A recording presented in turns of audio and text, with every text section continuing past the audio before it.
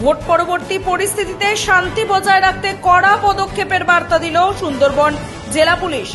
বুধবার এক প্রেস কনফারেন্সে সুন্দরবন পুলিশের সুপার বিশ্বচাঁদ ঠাকুর সাধারণ মানুষকে সচেতন থাকার আহ্বান জানান।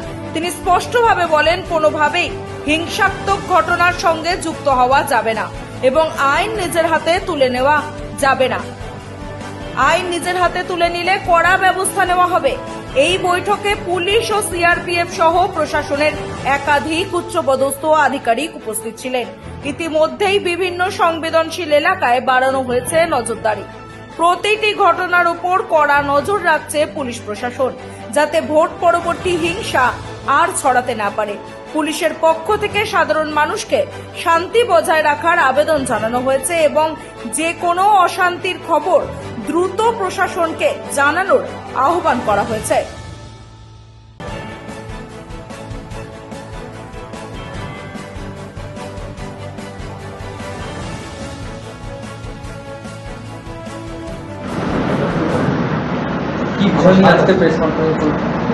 মূলত সুন্দরবন জেলা পুলিশের পক্ষ থেকে আমরা একটা বার্তা দিতে চাইছি। সেখানটাতে সুন্দরবন কাকদ্বীপ মহকুমার প্রতিনিধি রয়েছেন, ডিস্ট্রিক্ট ফোর্স কোঅর্ডিনেটর সিএপিএফ উনিও আছেন। আমরা একটা মেসেজ যেটা কনভে করতে চাই যে শান্তিপূর্ণভাবে ভোট হয়েছে, পোল খুব শান্তিপূর্ণভাবে মিটেছে। এরপরে এখন পোস্ট পোল সিচুয়েশন, মানে ভোট পরবর্তী সময়ে যাতে কোনো রকম হিংসাত্মক ঘটনা না ঘটে, সেই জন্য প্রশাসন,